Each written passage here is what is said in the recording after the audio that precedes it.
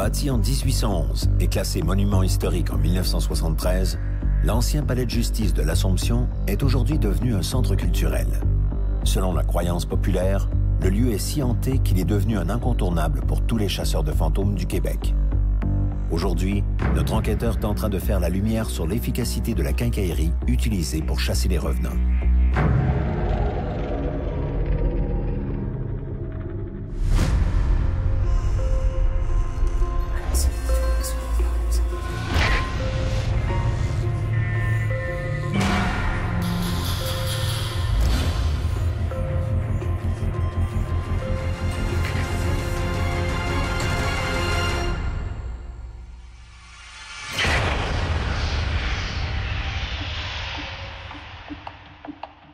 Le phénomène des chasseurs de fantômes témoigne de l'impact des médias sur l'univers du paranormal.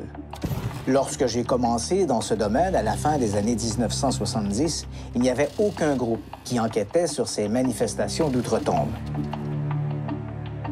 Puis sont arrivées les émissions de télé-réalité du genre chasseurs de fantômes. Dans la foulée, on a vu des groupes d'amateurs se former pour émuler leurs vedettes de la télévision. Ces associations de chasseurs de fantômes ont poussé au Québec comme des champignons. Ces enquêteurs de la nouvelle génération ont remplacé leurs planchettes Ouija et leurs feuilles de sauge pour toute une quincaillerie électronique et high-tech. Mais il y a un os dans la soupe. Tous ces appareils ont été conçus à d'autres fins. Alors, à quoi peut bien servir toute cette quincaillerie électronique dans une traque aux revenants? C'est le mandat que je me suis donné aujourd'hui.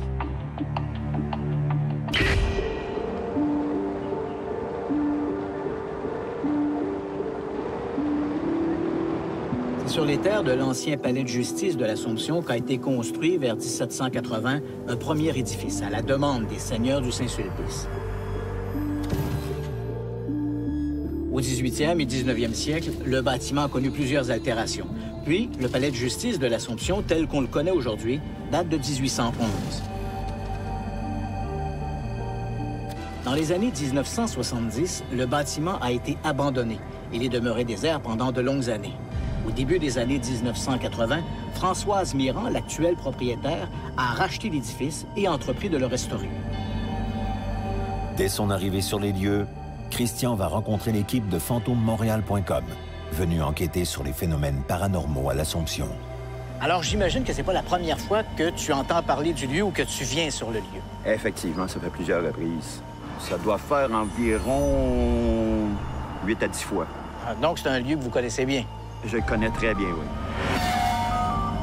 Même si notre chasseur de fantômes semble bien connaître l'histoire des lieux, Christian tient tout de même à départager le folklore de la réalité en rendant visite à l'historien Claude Martel. Évidemment, c'est un édifice qui est à même le développement de l'Assomption. Donc, en 1842, ça devient le bureau d'enregistrement du comté de l'Assomption. Par la suite, en 1849, va arriver le palais de justice. Et en 1855, ça devient le bureau comté. Donc, le bureau de comté, c'est l'espèce d'hôtel de ville pour aujourd'hui. Et quand on parle du vieux palais de justice, évidemment, ce qui frappe quand on visite les lieux, c'est bien sûr la présence de ce tribunal au 2e étage. On raconte même que des gens auraient été pendus, auraient été exécutés sur le terrain. Malheureusement, je pète votre ballon.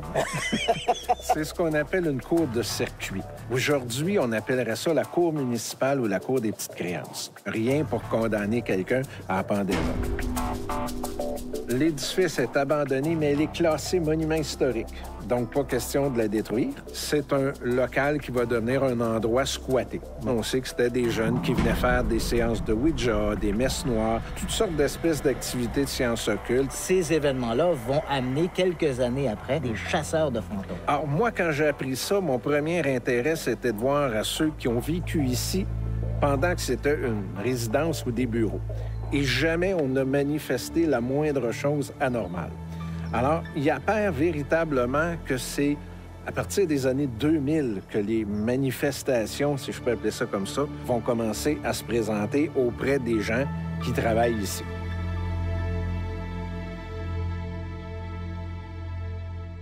L'historien ayant fait la lumière sur une partie des mythes de l'endroit, Christian s'en va rejoindre les chasseurs de fantômes pour savoir ce qu'ils ont vécu. La fameuse chambre 7.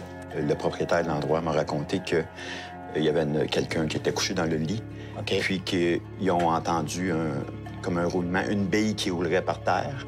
Ils ont allumé la lumière, puis il a vu la bille sortir du garde-robe puis rouler dans la chambre.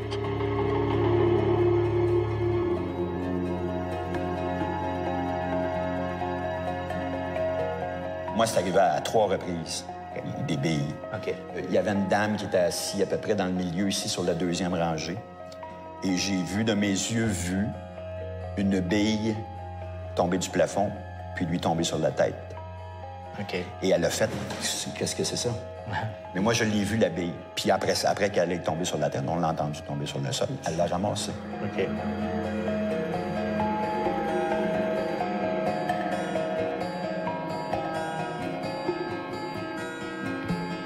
Juste là, en haut de l'échelle, il y avait quelqu'un qui s'était caché là durant la Deuxième Guerre mondiale pour pas aller à la guerre. Puis, plusieurs années plus tard, ils ont découvert des ossements.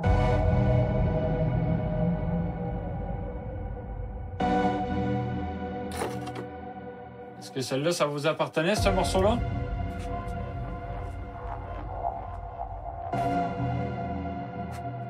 Il y a une légende qui circule que 2 hommes qui ne se connaissaient pas et qui travaillaient ici ont trouvé les ossements. Donc, ont appelé la police. Ils ont pris seulement que le crâne. Le restant, qu'est-ce qu'on fait avec? Ils disent, faites ce que vous voulez avec. Nous, tout ce qu'on a besoin, c'est le crâne. Et ils ont été les jeter dans la rivière l'Assomption. 1 an après, les 2 individus qui ne se connaissaient pas, qui n'avaient aucun lien de parenté, sont tous les 2 décédés d'un cancer des os. Est-ce que c'est vrai? Je sais pas. À la tombée du jour, Christian suit les chasseurs de fantômes dans leur quête à travers le vieil édifice pour en savoir plus sur leur équipement. On a installé 4 caméras dans 4 endroits différents qui sont, à ce qui paraît, des endroits où il y a de l'activité. Pourquoi faire des investigations dans l'obscurité? Je pense que c'est tout simplement pour que ce soit plus excitant. Je vois, Nicole, que vous tenez dans votre main un appareil. Ça s'appelle un K2, le terme exact. Lorsqu'il y a un champ électromagnétique près de l'appareil, il y a plus de lumière qui s'allume. Tout ce que je sais, c'est que si je suis dans un endroit où il y a zéro électricité, et puis que ce bidule-là commence à s'exciter, là, il faut se poser des questions. Pourquoi? C'est tout. D'où vient, en fait, cette idée-là que variation de champ électromagnétique égale présence d'entités invisibles? Est-ce que c'est une théorie plausible ou non? Moi, je ne le sais pas.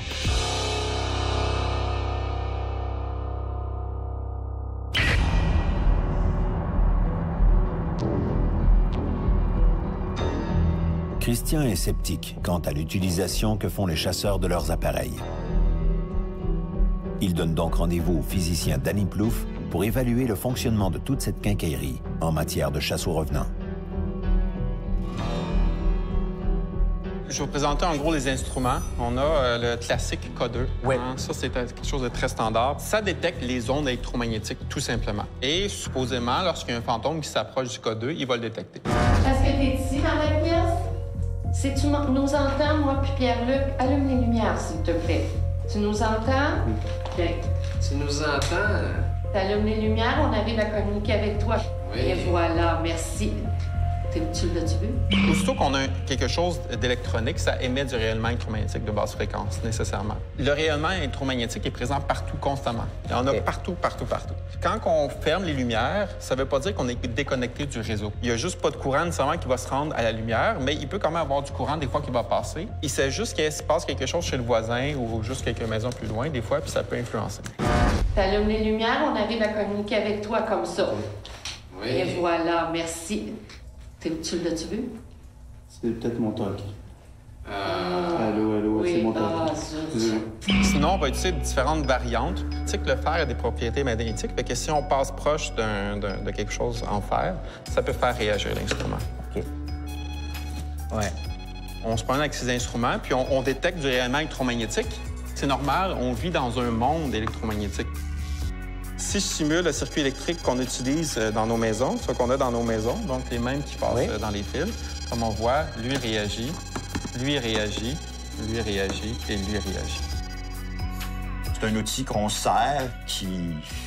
C'est une mode. Mais j'élimine pas la possibilité que ça soit vrai.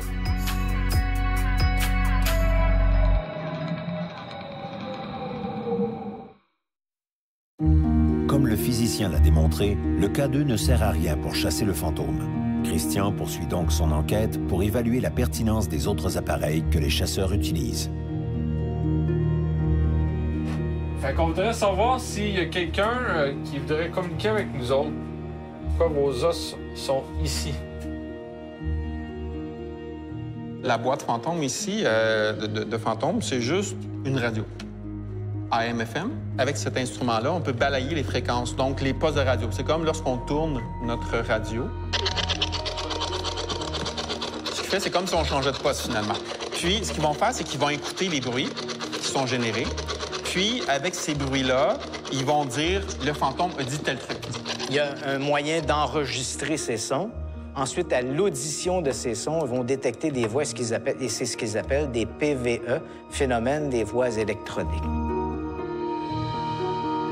Je vois que tu transportes avec toi de pièce en pièce un magnétophone. Parle-nous-en de ce magnétophone et raconte-nous un peu ce phénomène des PVE, comment on le perçoit, comment ça fonctionne. Au départ, tout ce que j'avais, c'était un enregistreur numérique ordinaire qui compressait les fichiers. OK. Celui-là est de meilleure qualité. Il y a plusieurs musiciens qui se servent de cet appareil-là pour s'enregistrer, parce que ça enregistre en stéréo. OK. Et il ne compresse pas les fichiers, c'est en wave. Donc, la qualité du son, elle est... Optimum. Elle est parfaite. Ici, au Palais de justice, puisque tu es venu à quelques reprises, est-ce que tu as obtenu des enregistrements significatifs? Dans la salle de réception, en bas, comme un rire qui fait...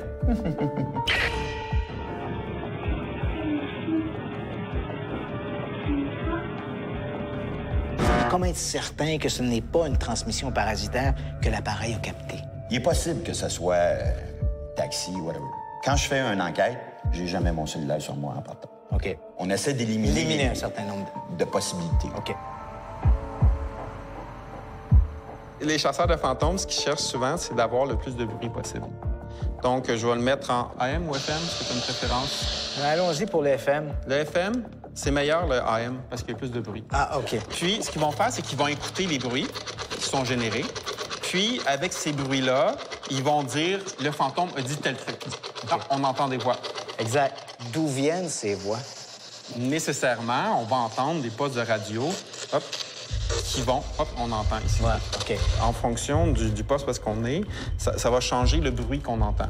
Ouais. Donc, parce qu'il y a un changement dans l'intensité du volume, on peut associer à un mot puis dire « oups, le fantôme a dit tel truc ». Si les fantômes existaient vraiment puis qu'ils communiquaient avec cet instrument-là, comment ils savent générer une onde qui est détectable par une radio? Si tu donnais un fantôme, je pense pas que soudainement, tu comprendrais comment ça fonctionne.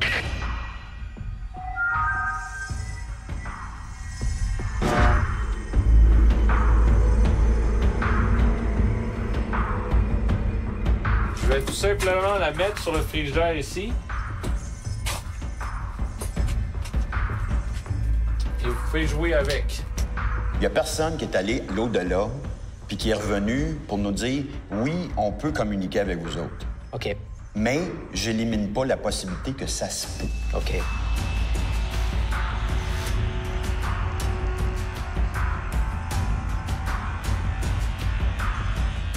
Gabriel a amené avec lui un appareil qu'on retrouve également dans la quincaillerie des chasseurs de fantômes. C'est la caméra thermale. Elle indique la température ambiante genre de la pièce. Avec ça, on peut permettre de savoir genre s'il y a des fuites d'air. Sur la caméra thermale, on va la voir parce que si ça dégage une certaine chaleur ou une certaine fraîcheur même, on va pouvoir le percevoir avec la caméra.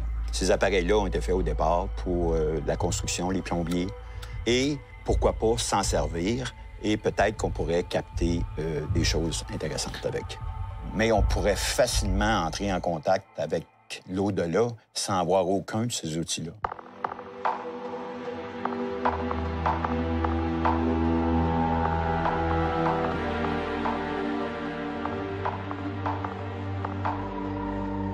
toutes les fois que j'ai vu des chasseurs de fantômes se promener avec ce genre d'instrument-là puis mesurer des trucs comme ça, pour moi, c'est normal. Ça démontre juste dans quel monde qu'on vit. Moi, ce que j'ai vu, les chasseurs de fantômes sont incapables d'expliquer qu'est-ce que ça détecte. Et dans toute la quincaillerie du chasseur de fantômes, à ton avis, quel est l'outil le plus précieux et le plus significatif? Mon cerveau.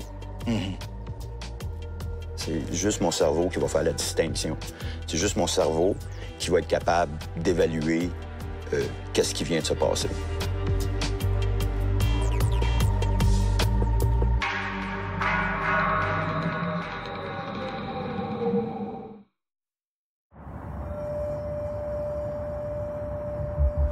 Après avoir constaté l'utilisation que font les chasseurs de fantômes de leur quincaillerie, notre enquêteur rencontre Serge Larrivé, professeur en psychoéducation à l'Université de Montréal, pour parler de la science versus le monde de l'au-delà. Ces gens-là récupèrent en fait cette quincaillerie et cette quincaillerie donne une fausse impression de science. Comment on doit réagir quand on entend ce genre de discours? Quand on a affaire à ce genre d'expérience-là, on a affaire essentiellement à des croyants. Donc, qui vont tout faire pour confirmer leurs croyances. Alors, et toute cette quincaillerie-là ne sert strictement à rien. L'autre phénomène important en science, c'est que on dit souvent un fait n'existe pas s'il n'a pas été reproduit. Alors, comment voulez-vous reproduire ça alors que le fantôme se manifeste une fois de temps en temps?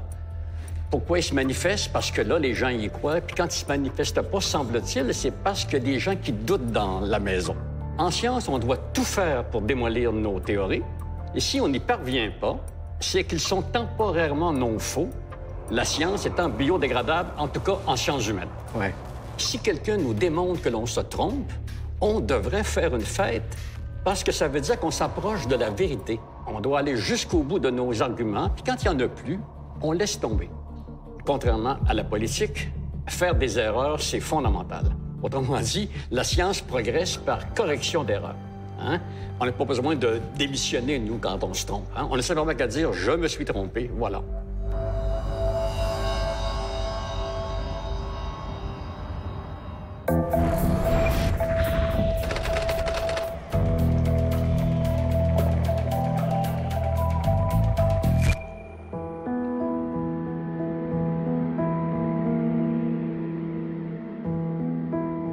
La traque aux revenants n'a pas attendu l'avènement des téléréalités pour se mettre en place.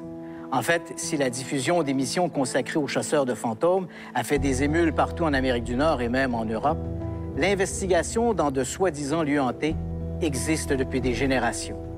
Le père de ce genre d'enquête est indubitablement le Britannique Harry Price. Ce fils d'épicier londonien, né en 1881, s'est découvert très tôt une passion pour le bizarre et l'insolite. À 15 ans, il aurait mené sa première enquête sur un phénomène de poltergeist que des voisins disaient avoir observé dans une maison du quartier. En 1926, Harry Price fonde le laboratoire de recherche parapsychologique de Londres. Il se décrit lui-même comme un chasseur de fantômes. Il est probablement le premier à revendiquer ce titre. Au fil des ans, Price développe tout un attirail pour chasser les fantômes. Des caméras, des appareils photos, des magnétophones à bobines.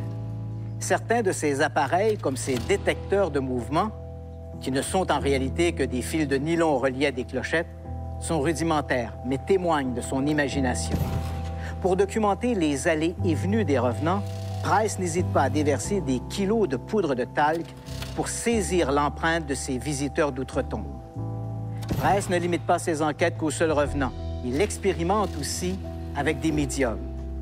Si ces enquêtes ne lui apportent pas cette preuve qu'il aurait tant souhaité pour prouver aux sceptiques que les fantômes existent, elles lui permettent de surprendre des médiums en train de tricher. La plus célèbre de ces enquêtes est celle qu'il a menée au presbytère de Borley, dans l'Essex, en Angleterre. Price y débarque au début des années 1930. Mais là encore, malgré tout son attirail de chasseur de fantômes, il ne parviendra pas à documenter une seule de ces manifestations pourtant quotidiennes. De ces chasses aux fantômes au presbytère de Borley, qu'il qualifie lui-même de la maison la plus hantée d'Angleterre, Price publiera 2 livres. Il décède en mars 1948.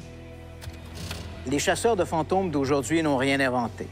Certes, leurs appareils sont plus sophistiqués que ceux de leurs illustres prédécesseurs, mais témoignent de cette même volonté de documenter l'invisible. Mais malgré l'avènement de ces technologies, leur preuve demeure tout aussi anémique et discutable que celle d'Harry Price.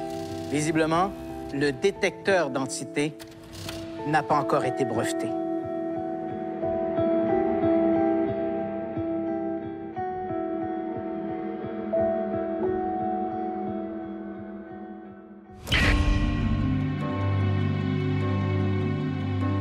Les chasseurs de fantômes se sont multipliés au Québec.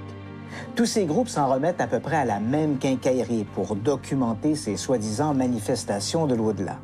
Malheureusement, comme on l'a vu, ces équipements sont à peu près inutiles dans ce genre de traque aux revenants. Les chasseurs de fantômes croient à tort qu'en utilisant de l'équipement électronique, leur approche sera plus sérieuse et plus scientifique. Bien sûr, tout cela est faux. Si les fantômes existent, il est clair que nous n'avons pas réussi à les documenter à la satisfaction de la science.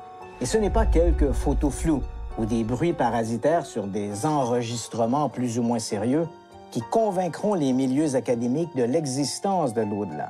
Mais restons prudents. Comme le disait Woody Allen, « Je ne crois pas à l'au-delà, mais j'apporte toujours des sous-vêtements de rechange. »